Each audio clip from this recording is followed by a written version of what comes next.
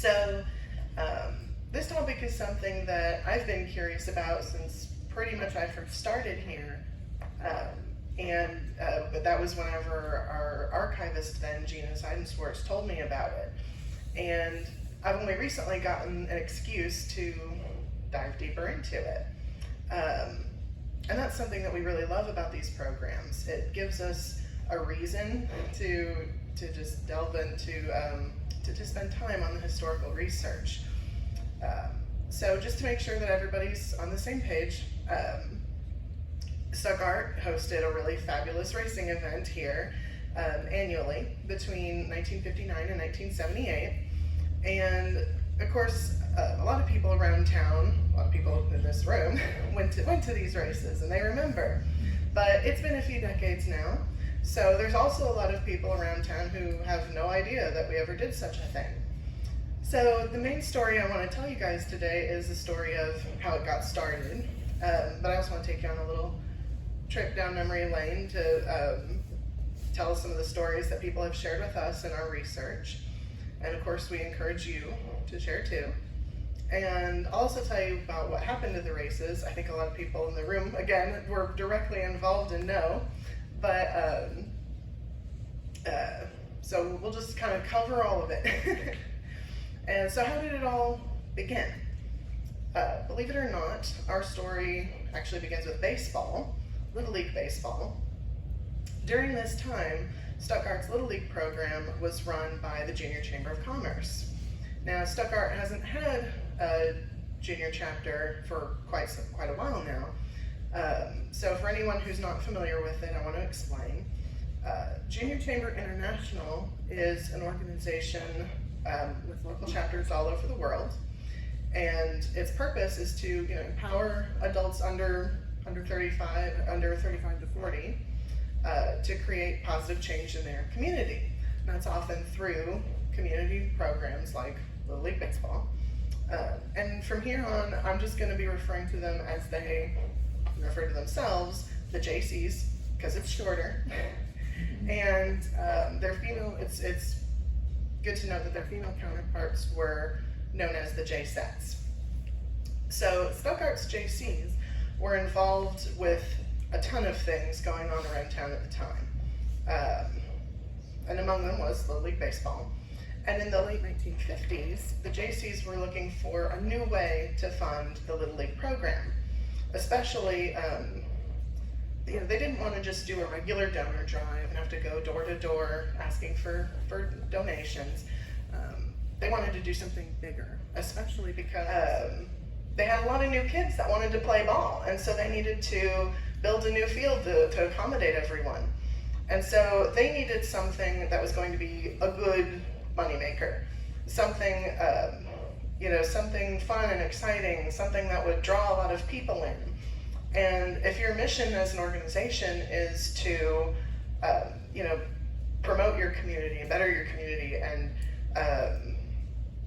then having an event that not only raises funds for your programming, but also could attract tourists and help give a boost to the local economy, that's killing two birds with one stone. And they had a perfect opportunity sitting just north of town. During this era, the Sports Car Club of America had taken to holding their racing events on disused Army air bases, and Stuttgart had one of those. So the JCs and the Sports Car Club were able to collaborate so that the Midwest Division races could be hosted here in Stuttgart in 1959. And it's worth noting here that this is a map of the course, and the course changed over the years. This is the first iteration of it, and I had to draw a little extra line there just to get that extra turn in 1959.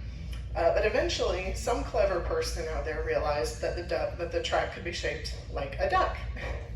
And so that's how it was laid out for years and years. So the JCs had the track. Now all that needed to be done was everything else. The JCs and the JSETs were responsible for all of the preparations. They built anything that was needed to be set up for a race, from safety barricades to porta pots, and we're going to come back to the porta pots later. They sold the tickets. You could get them at a local drugstore, some of the local drugstores in advance for $1, or you could pay $1.50 at the track. And on the weekend of the event itself, the J-Sets were running the concession stand. One member of the JCs in particular was in charge of publicizing the event, and that was Dr. Jim Bisbee. Dr. Bisbee was a dentist who came here. I mean, a lot of you knew him, but Dr. Bisbee was a dentist that came here from Missouri, and in no time at all, he had really immersed himself in the community.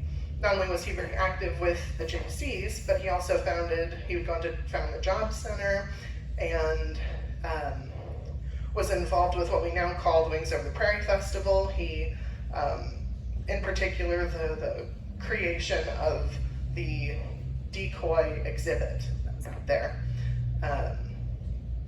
And in fact, Dr. Bisbee was the originator, he's credited as the originator of the very idea to hold the races on the airport track. And he publicized this event on a huge scale. Do I need to just take it off and try to project? Or is it better this way? Okay, I just wanted to make sure everyone can hear me. So he publicized this event on a huge scale. There were press releases across Arkansas and surrounding states. There were, it was publicized in the Sports Car Club's magazine, which was published nationally. And there was even television promos for it on Little Rock and Memphis stations. So finally, after around 8 months of preparations, the big weekend came. And on April 18th, 1959, the inaugural Stuttgart sports car race, as it was called for that first year or so, began. And this was the first auto race of its kind in Arkansas, and the closest comparable track at the time was in Fort Worth, Texas. So this was a big deal, and it was a big success too. They had been expecting around 5,000 people to come, and they got 7,500. And over the years, that number would grow to 15,000. So Bob Aylward of Wichita, Kansas, was named the feature winner that year, winning in his red Maserati 250S. And reportedly, he didn't really care to keep his trophy, so he let someone else have it. And then from there, it ended up in a display case in the Riceland Hotel with some other racing memorabilia for years. And this photo was taken by Bob Jackson and comes to us from an author, Willem Oosthoek. And his book, Sports Car Racing in the South, included information about the Stuttgart track, and he was kind enough to send me this great photo. So thank you, Mr. Oosthoek, who answered my email so fast. I thought that's a long shot, but he sent it right on over. So like I said, during that first year, it was called the Stuttgart Sports Car Race. But it didn't take long, only, I'm guessing, a year or so, for them to realize that an even catchier name was just right under their noses, the Grand Prairie Grand Prix. And so that's how it became known, at least locally, from then on. And the Sports Car Club used our track for races, autocross, and at least for a couple of years there, drag races. It was a little fuzzy to me which years those were, but I think it was the early 70s. And you could also learn to be a fireman or do driving school out on the track. And the races were broadcast on the radio. Spectators were encouraged to bring their own radios so that way they could keep up with what was going on the track, even whenever the drivers couldn't be seen around certain corners. And let's see, Dr. Bisbee was the announcer for the broadcast for all those years. Dr. Bisbee was 32 when the races started, and our local chapter, it was for ages 35 and under. So he had aged out of the JCs by 1962, but he still had a great deal of involvement with the races until the very end. And this is Hap Sharp. He was the overall winner 3 years in a row after Bob Aylward, so from 60 to 62. And among the perks of winning, I just thought this was a great picture. Among the perks of winning, the trophy and the champagne was something even better. The races here were what were called qualifying races, and so drivers could earn points by placing in certain races across the country. And once you got enough points, you could go on to the Indy 500. So there were a number of drivers here that went on to, drivers who raced on this track who would go on to be famous. Bobby Ray Hall was one of them. He had won the very last race that was held here, and then he went on to win the Indy 500 a few times. So famous or not, there were some real characters on the track. Ed Carley told us about one in particular named Anatoly Arutinov. And he's Russian, but resides in Oklahoma. And he was very well funded by his family's oil money. They had made quite a good fortune in oil. And he's described as very avant-garde, very eccentric. His exploits include things like building his own track near Tulsa, driving backwards, and having a gas-powered pogo stick, among other things. He liked to race older European sports cars like his Bugatti, which was wood-paneled, and it said "termite approved" on the side. I do highly recommend looking him up because he's got some great interviews online. They're available online. And if he were local, I'd want to do a whole program on him. We've been really fortunate to know a lot of sentimental folks who held on to their souvenirs from their racing days, and were so kind as to let us play show and tell with them as well. Carl Brothers, a former JC, was kind enough to bring several items to contribute to our exhibit out there. And Ed and Mary Carley let us use their racing gear and photographs from their time on the track. And we've just had a blast hearing everyone's stories. The Carleys will tell you that they were mostly racing in the late 70s, but they had been involved with the races before then. I know for sure since 1971 because I found Mary Carley's name as racing secretary in the program, and that position would mean that she was in charge of registering the cars and their drivers. Many of you know, but the people who are watching on the camera may not know. And when we asked how they got into racing, Ed said that they had worked crew for racers for a while. They learned what it takes to be a driver and thought, heck, we can do that. And so they did. And Mary started driving for her driving career outside of Stuttgart. Her first event was in San Antonio. The Carleys were visiting Mary's sister, who was doing autocross out in San Antonio. She sat Mary down in the car, said, "Here's what you do," and Mary won her very first event that day. And she said she was immediately hooked on it. I watched a little bit of footage of autocross just to get more familiar with this stuff, and I got dizzy just watching someone else do it. So I think it's very impressive. And the main circuit that the Carleys would run was Aspen, St. Louis, Tulsa, Lake Charles, and Dallas. One year Ed got third place in Dallas. Where are you sitting? There you are. And won a trophy, nice little trophy. And you said you even got a chance to do Talladega, right? And so as usual, we're talking about something that I don't have firsthand experience with, even though it is more recent history than a lot of our programs. I never got to go to these races, so I've been asking people questions to help me get a better sense of what it was like out there. And I'm sure you guys can tell me a lot of good stuff. But I asked the Carleys, what was the energy like out on the track? Was it competition friendly or maybe not so friendly? What was it like out there as a driver? And the answer was, not necessarily friendly competition, but there were friendly people out there, people who are just glad to be a part of it. And you had a mixture of drivers with lots of good financial backing and drivers who could barely afford to participate. And there was a joke among the drivers that you either you put so much money into your car that you couldn't afford the registration, or you could register and not have anything to drive.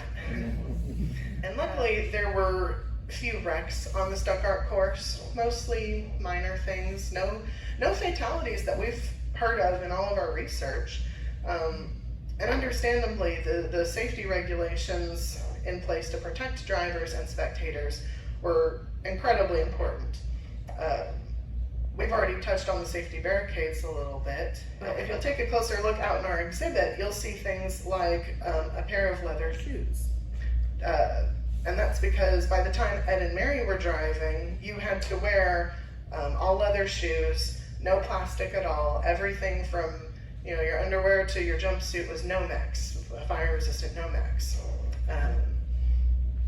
And you can compare that to the first race that they did, where folks were just in their overalls and flimsy helmet and just hopped in and drove without any kind of seatbelt or harness or anything.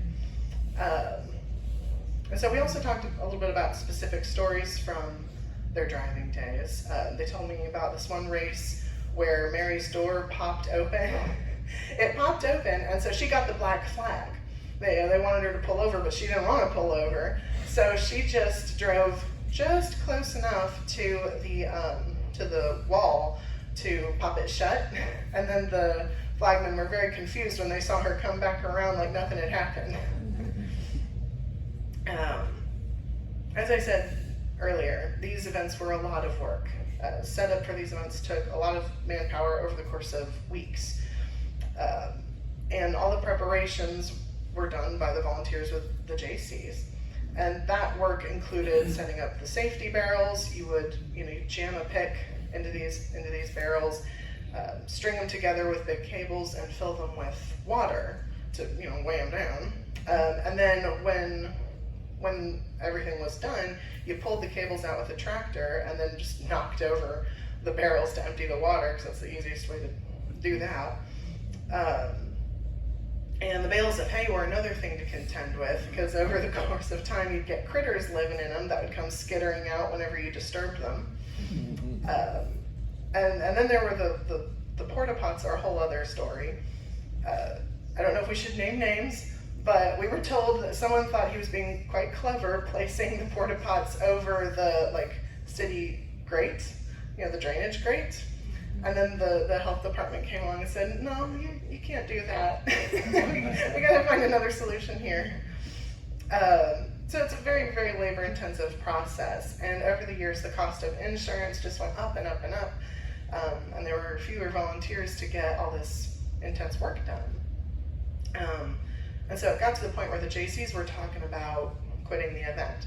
And Dr. Bisbee and Ed Carley made an impassioned plea to do, one more year, just one more year. And so, they did, but they still ran into those same issues from before. And so the races did have to stop after 1978. So you would think that the story just ends there, but after a 40-year gap, the sports car club once again started using the track out here for some of their events in 2018.